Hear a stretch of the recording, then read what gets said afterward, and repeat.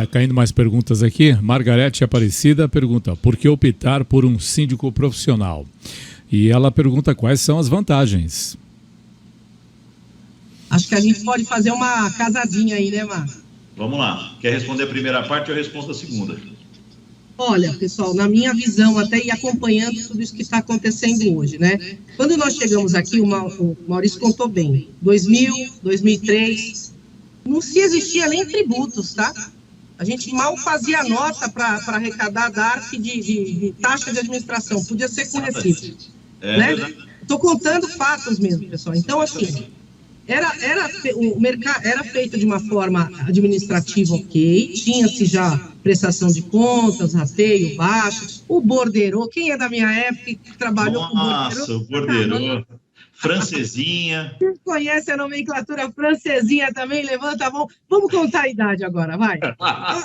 Era tudo feito dessa forma, eu não queria contar a idade. Conciliação na mão, fiscalização de extrato. Eu vou deixar para lá as nomenclaturas.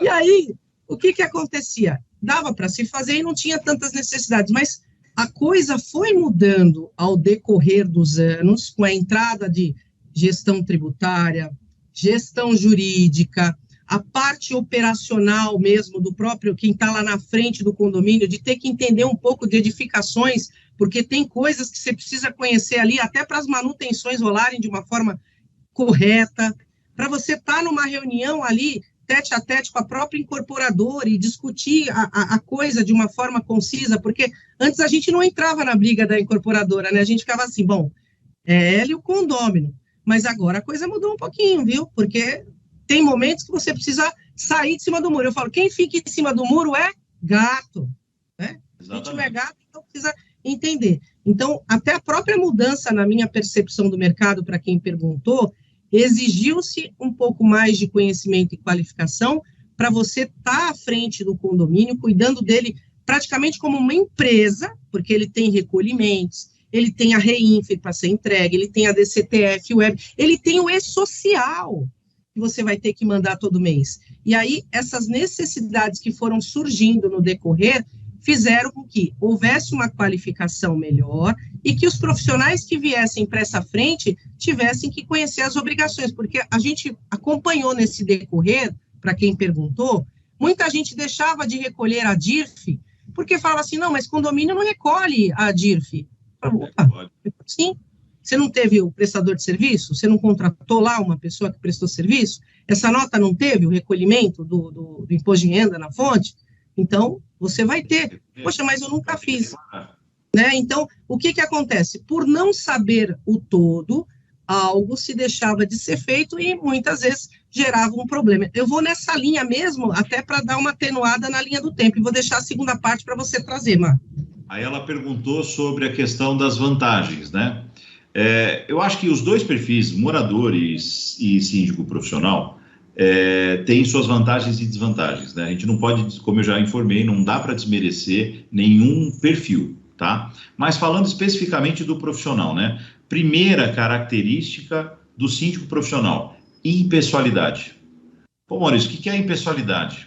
O síndico não é amigo de ninguém no condomínio, quando ele é profissional. Então, se ele tem uma convenção, se ele tem um regimento e ele tem que fazer cumprir as regras que estão ali, ele não precisa se preocupar que ele vai ter que descer o elevador com aquele cara que é vizinho dele e que vai ficar chateado porque ele foi chamado a atenção por causa da festa que passou do horário e estava previsto na convenção que tinha que acabar mais cedo. Então, o síndico profissional tem como principal característica a impessoalidade. Ele vai fazer cumprir aquilo que precisa ser feito para que o condomínio continue caminhando em ordem, tá certo? A segunda situação é: todo síndico profissional é um generalista. Ele precisa entender de tudo, mas acabou de falar agora, né? Como é que você vai discutir garantias com a construtora se eventualmente você não sabe qual é o processo que você precisa cobrar dela? Qual é o tempo de garantia dos interfones? Muitas pessoas não sabem, mas aqui eu vou citar uma, essa é de graça, tá? Mas vou explicar. As pessoas acham que garantia de elevador começa quando entrega o empreendimento, né? Não é, viu? A garantia do elevador começa a correr quando ele é instalado no prédio. Sabe quando isso ocorre? No início da obra. Isso depois eu aprendi... que a obra está terminada, a garantia já foi embora. Isso eu aprendi com a Mazé, viu? síndicos profissionais fazemos isso a custo de muito suor e conhecimento, né, mas é renegociar o processo com as empresas de elevador para conseguir estender essa garantia por mais um ano.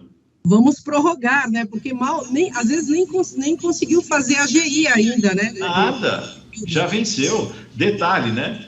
Tem algumas questões ali de bônus, de negociação com as empresas, que eles dão ali alguma bonificação de nota, de não cobrar os primeiros meses e tal. Às vezes acaba indo até para a construtora, o condomínio não vê nem a vantagem desse processo, né? Então, esse processo também do generalismo, de entender o que está fazendo e começar a atuar para trazer benefícios para os condôminos, é outra característica da sindicadura profissional. E um outro ponto que eu acho que é importante, que o síndico profissional deve ter, e é um diferencial diante do morador, é que o síndico profissional ele está antenado com as novidades do mercado do condomínio. Então, assim, você precisa trazer inovação, né? O que eu costumo dizer nos meus casos em particular, né? O síndico profissional tem que se pagar.